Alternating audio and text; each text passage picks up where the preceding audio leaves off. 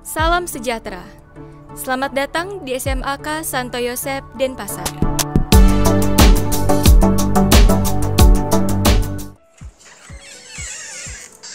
Oh, selamat pagi semuanya. Berdiri.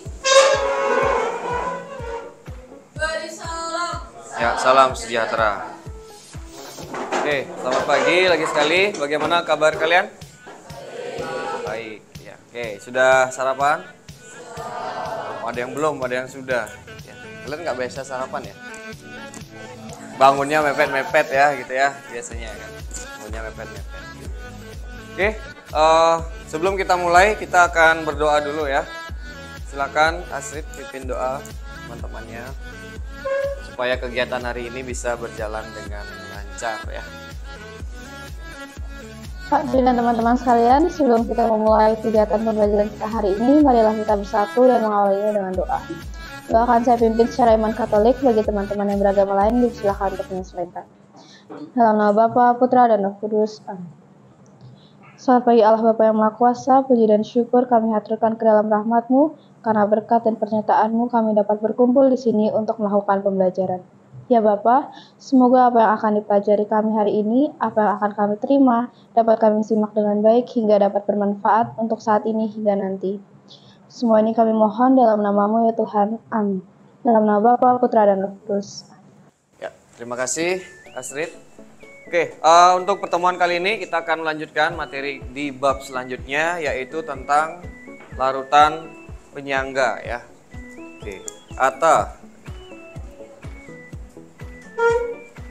Ayu Cahyani, Adis. Oke, jadi tujuan pembelajaran kita ada 4 hari ini, yaitu kalian bisa menyebutkan komponen penyusun larutan penyangga dengan tepat berdasarkan salah satu teori asam basa, yaitu teori Bronsted-Lowry ya. Kemudian yang kedua, kalian bisa mengidentifikasi sifat-sifatnya berdasarkan ciri-ciri yang dapat diamati, maksudnya dari segi pH-nya nanti ini ya. Kemudian yang nomor 3, menganalisis sifat-sifat larutan penyangga secara mikroskopis. Artinya apa sih yang terjadi di dalam larutan penyangga itu. Nah, ini adalah materi prasyarat dulu ya. Jadi kalian, ini apa kira-kira? Lambung. Di dalam lambung itu ada senyawa kimia apa? HCl, benar ya? Vitamin HCl. HCl itu sifatnya asam atau basa? Asam. Oke, betul. Kemudian kekuatannya, dia asam lemah atau tergolong asam kuat? Asam kuat. Ya, jadi HCl memang benar dia tergolong, salah satunya adalah asam kuat. Ya. Nah, kemudian sebelumnya, tadi di tujuan pembelajaran kan kita berdasarkan teori dari siapa? Bronsted-Lowry.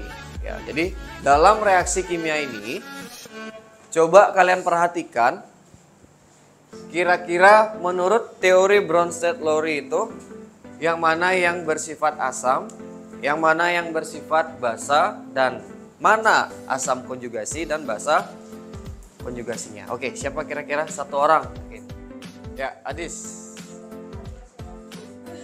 H2CO3 itu bersifat asam karena mengalami penurunan jumlah H. Lalu NaOH-nya itu bersifat basa karena mengalami peningkatan jumlah H. Lalu NaHCO3 itu bersifat basa konjugasi. Lalu H2O juga asam konjugasi. Oke, terima kasih Adis. Jadi H2CO3 dengan NaOH, jadi kalau dia asam menurut Bronsted-Lowry itu adalah yang mendonorkan H+-nya, ya kan, protonnya. Jadi H2CO3 dia berubah menjadi NaHCO3 mengalami penurunan H, kan gitu kan?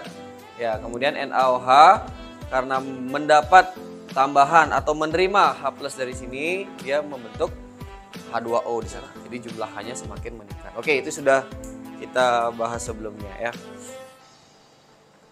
Nah, sekarang ada pertanyaan. Oke, kita menyangkut ke materinya sekarang.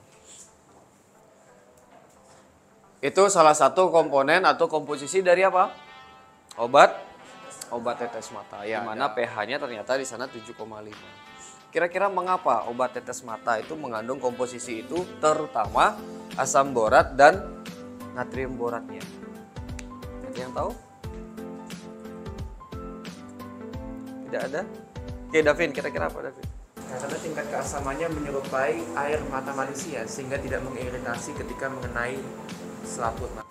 Oke, jadi karena pH-nya gitu ya menyerupai pH air mata ya, sehingga tidak mengalami iritasi. Oke, kira-kira bagaimana bisa gitu ya? Bagaimana bisa asam borat dan natrium borat itu memiliki pH 7,5, tidak berubah-ubah pH-nya, ya kan? Nah, itu yang akan kita pelajari hari ini.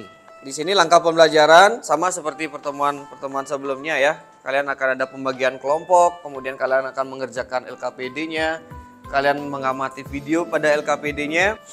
Oke, durasi waktunya adalah ketika kalian berdiskusi itu kurang lebih selama 30 menit. Kemudian kalian menyiapkan presentasinya kira-kira sekitar 10 menit ya. Kemudian presentasinya sekitar 20 menit. Ya, nanti saat presentasi itu kalian siapkan siapa yang menjadi moderatornya ya, seperti biasa ya, siapa yang menjadi moderator, siapa sebagai pematerinya. Oke, ada pertanyaan untuk ini? Tidak ada. Oke, kemudian untuk penilaiannya ya. Penilaiannya adalah di sini ada penilaian tes quiz ya, ada penilaian kinerja, ada penilaian LKPD dan kelompok 2 Tiffany, Davin, Angel, Ayu Cahyani, Wita, dan Astrid ya. Kalian bisa langsung bentuk kelompoknya. Kelompok 1 sebelah sini, kelompok 2 di sebelah sini, kelompok 3, kelompok 4, dan kelompok 5 di tengah-tengah. Oke, silakan langsung bentuk kelompoknya.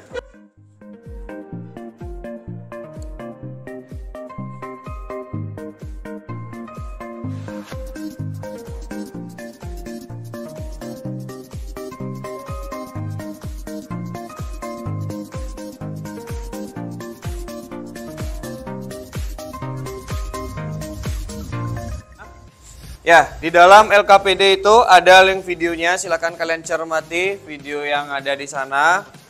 Kemudian pada poin 2 itu eksplorasi masalah, kalian langsung rumuskan masalahnya apa di sana. Kemudian eksplorasi masalahnya, maksudnya adalah deskripsikan informasi apa yang kalian butuhkan ya. Kemudian ada hipotesis ya, dugaan kalian. Terus pada tabel 4, nah itu kalian bisa menggunakan literatur ya. Tabel ini silakan kalian isi ya sesuai dengan yang ada. Di sini kan ada poinnya 1, 2, 3, 4 ya. Ya cukup 4 saja, jangan terlalu banyak supaya waktunya juga cukup ya untuk pertemuan hari ini. Kemudian kalian bisa jawab pertanyaannya, kemudian kalian lakukan pembahasan dan ada kesimpulan di sini. Kalian silakan bagi tugas langsung karena kalian menyiapkan presentasi, bisa sambil diskusi langsung menyiapkan presentasinya. Ada pertanyaan dulu sebelum kalian bekerja? Tidak ada? Oke, kalau tidak ada silakan lanjutkan pekerjaannya.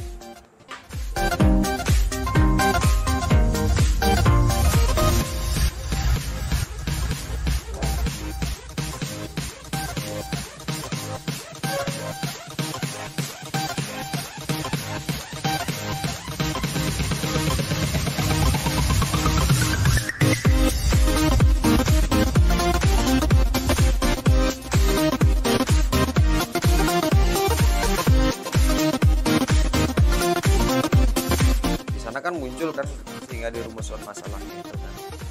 Ya kalian menggunakan pertanyaan apa, mengapa, bagaimana. Itu ya. Itu nanti coba silakan kalian langsung cari dan cari informasinya ya, apa yang kalian cari. Pak, untuk videonya itu isinya dari semua diskusi kita dimasukkan ke Iya. Nah, terpenting kan adalah datanya. Di poin nomor di video itu kan ada dikatakan bahwa di poin nomor berapa ya? Penyimpanan soft lens itu menggunakan cairan yang khusus, ya kan? Ya. Jadi di sini kan permasalahan yang diangkat adalah bagaimana pendapat dari kelompok kalian, ya kan? Terhadap penggunaan cairan khusus untuk soft lens. Gimana? Ya. Oke. Apa ini? Mengapa? Oke. Jadi dari sini itu baru dirumuskan masalah. Ya, kenapa harus gitu kayak gitulah. Kenapa harus cairan soft lens? Gitu. Apa yang ada di dalam soft lens itu, cairan soft lens itu kan gitu kan? Kenapa nggak bisa gunakan air biasa gitu kan? Eksplorasi masalahnya ya informasi terkait itu. Artinya apa? Apa? Hipotesis itu kan berdasarkan kesimpulan dari sini. Eksplorasi itu kan bisa dari berbagai macam sumber kan? Literaturnya dari ya berbagai sumber dari literatur itu. Terus masukkan ke hipotesis adalah yang mana yang kira-kira benar dari menurut kalian itu. Dari semua informasi yang ada itu, yang mana yang benar? Ya udah itu dia berarti hipotesisnya. Kemudian kalian buktikan di sini dia kan. Atau gini bisa kalian cari kata kuncinya. Campuran asam basa pembentuk penyangga kan bisa. Ya. Oh, berarti A-nya kan asam kan? Itu dia termasuk asam kuat atau asam lemah. Terus senyawa basa. Ya, basanya apa dia? Kuat apa asam lemah? Terus yang ini tuh ya. Ya. Yang bersisa itu artinya kan dari sini kan. Yang bersisa itu yang mana ya? Kan, Jadi saya cari. iya, konsepnya harus dicari jadinya. Konsep penyangga itu konsep pembuatan penyangga.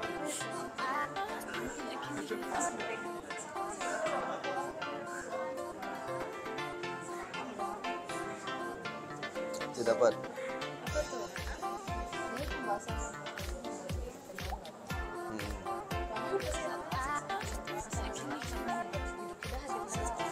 Apa hidroksida? Natrium hidroksida. Ya, asam asetat sama natrium hidroksida bisa. Asam asetat itu kan rumusnya CH3 COH. Termasuk asam lemah. Terus basanya apa? NaOH termasuk basa kuat. Sekarang kalian cari untuk dia antara asam asetat dengan NaOH itu supaya menghasilkan penyangga yang mana ketika direaksikan dia harus bersisa. Cari kan gitu kan? Ini kan ada nih contoh. Ini banyak harusnya dapat kalian dari sini. Ini contoh penyangga ini. Mereaksikan ini. Ini kan sama persis yang kalian bilang tadi.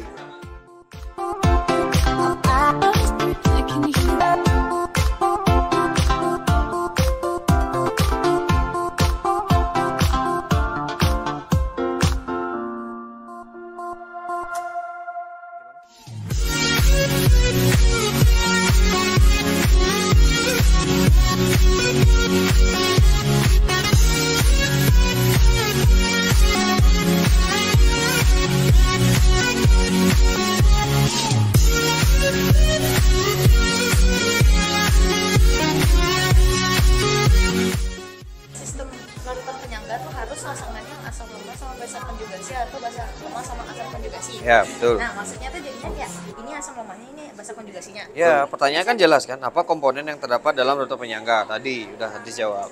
Apa perbedaan penyangga asam dan penyangga basa? Kan ada kan perbedaannya. Oke.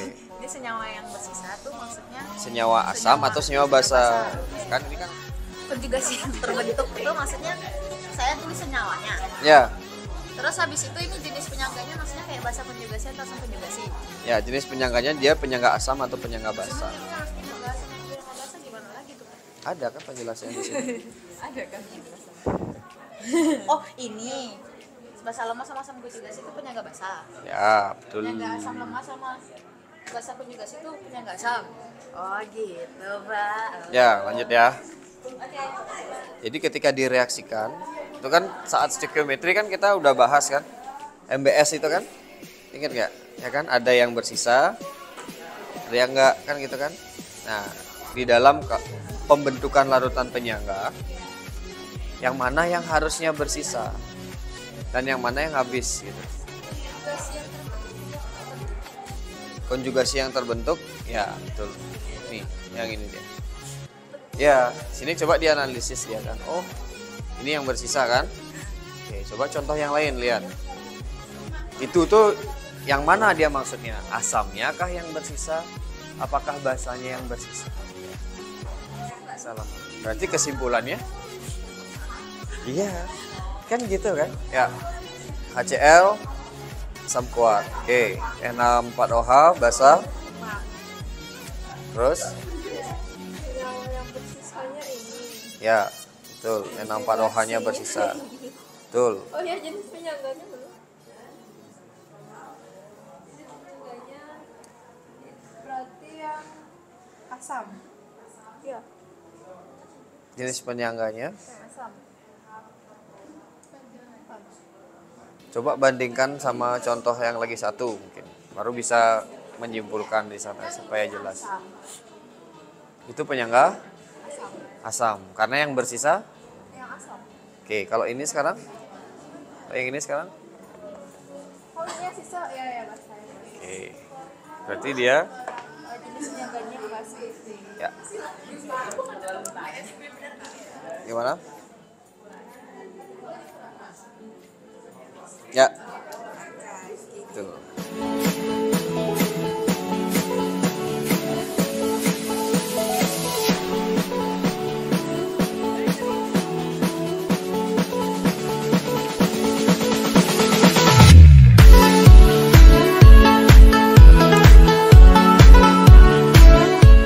Sudah? Ada masalah?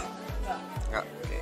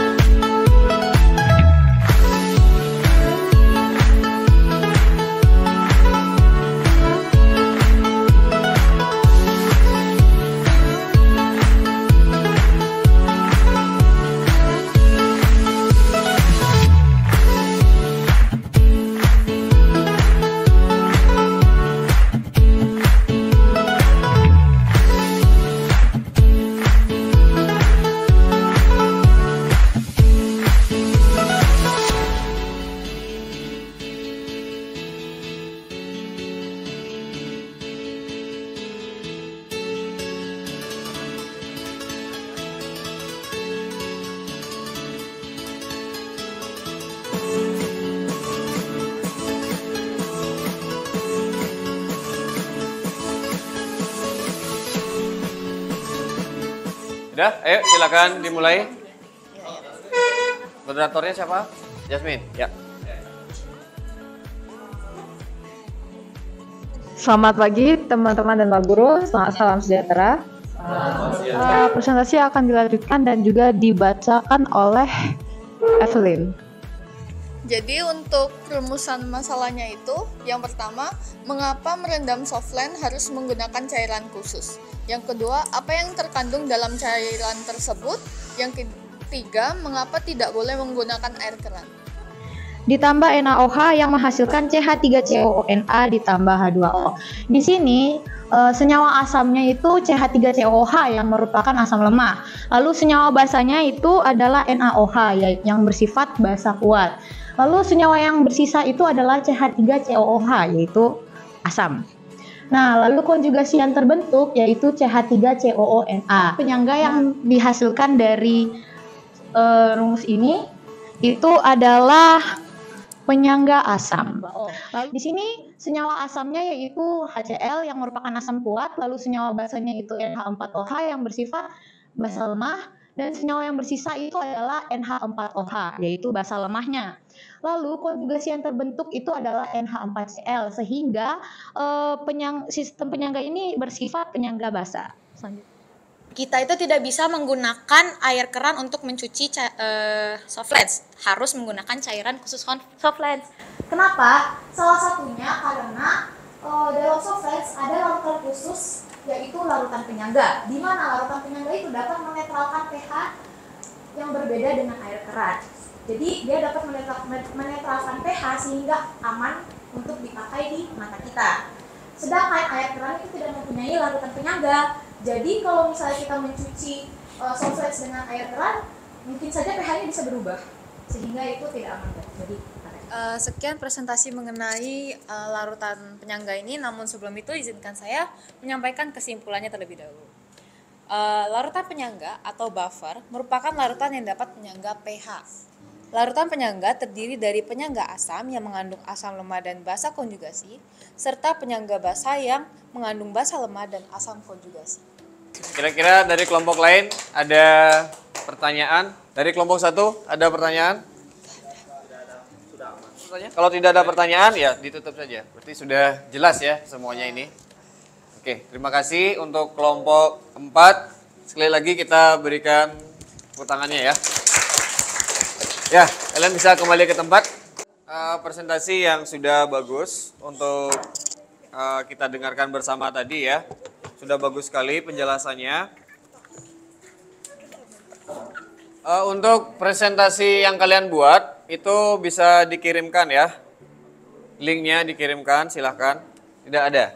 Oke, kalau gitu apa sih yang bisa kita simpulkan dari tujuan pembelajaran tadi? Kan ada 4 tujuan pembelajarannya kan ya. Silakan, ada mau yang menyimpulkan? Satu orang kesimpulannya. Sama pelajaran tadi itu, buffer itu merupakan larutan yang dapat menyangga pH. Larutan yang dapat pH. Larutan yang dapat menyangga pH atau menahan perubahan pH. Yang dapat menahan perubahan pH. Kalau dari saya itu sedikit menyimpulkan bahwa masih ada beberapa yang belum aware tentang seberapa penting sih menggunakan cairan itu sendiri untuk menyimpan softline. Karena dari cairan softline itu sendiri, kalau kita menjaganya dengan benar, dampak dari mata kita itu juga akan baik. Namun jika kita menggunakan cairan lainnya, contohnya seperti air keran, itu justru malah akan membuat indera penglihatan kita terinfeksi dan jatuhnya menimbulkan permasalahan baru. Jadi pembelajaran kimia ini juga memiliki banyak peranan atau makna penting dalam kehidupan sehari-hari kita, contohnya dalam penggunaan software ini sendiri. Terima kasih, Pak. Ya, terima kasih dari Asrid di sana menyimpulkan hubungan konsep kimia ke dalam kehidupan sehari-hari ya. Bahwa di dalam kehidupan kita itu tidak terlepas dari konsep-konsep materi kimia. Ya, contohnya dari Softlens itu sendiri.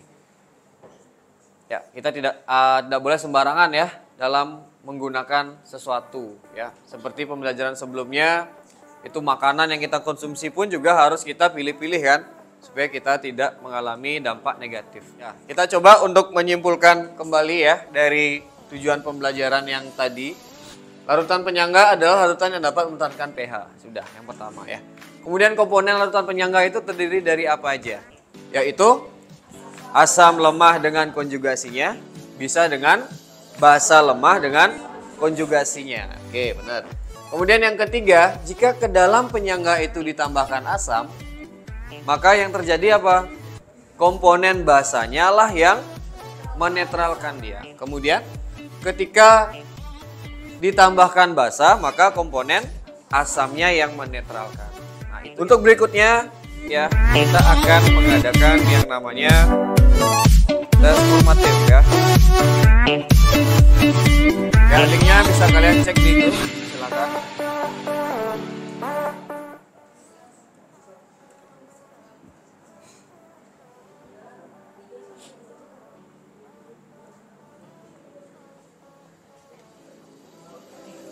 Ya, untuk refleksinya, ya refleksi pembelajarannya, Pak sudah kirimkan linknya ke grup. Silakan kalian lakukan refleksi di sana. Ada 2 link ya di sana ya nanti ya.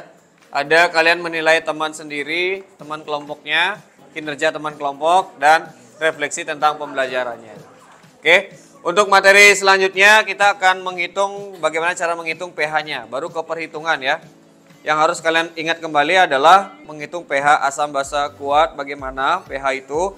Kemudian bagaimana tentang stoikiometri ya, karena kita menggunakan ada proyeksi pembatas di sana. Oke, seperti itu. Ada pertanyaan terakhir sebelum kita akhiri? Oke, kalau tidak kita akan akhiri.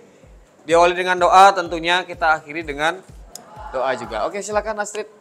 Pak Tri dan teman-teman, sebelum kita mengakhiri kegiatan pembelajaran kita hari ini, kita akan mengakhirinya kembali dengan doa. Doa akan saya pimpin secara iman Katolik, bagi teman-teman yang beragama lain dipersilakan untuk menyesuaikan. Dalam nama Bapa, Putra, dan Roh Kudus. Amin. Selamat pagi Allah Bapa yang Maha Kuasa. Terima kasih kami ucapkan karena rahmat-Mu kami dapat menyelesaikan pembelajaran hari ini.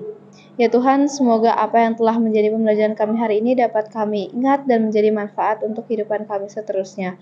Terutama dengan materi kami hari ini, yaitu dengan penggunaan cairan dari penyimpanan softline.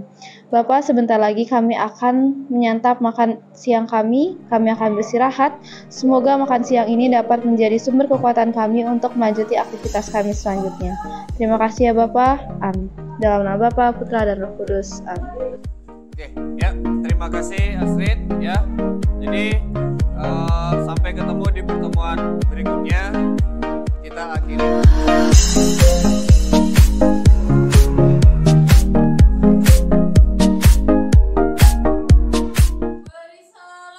Ya, salam sejahtera.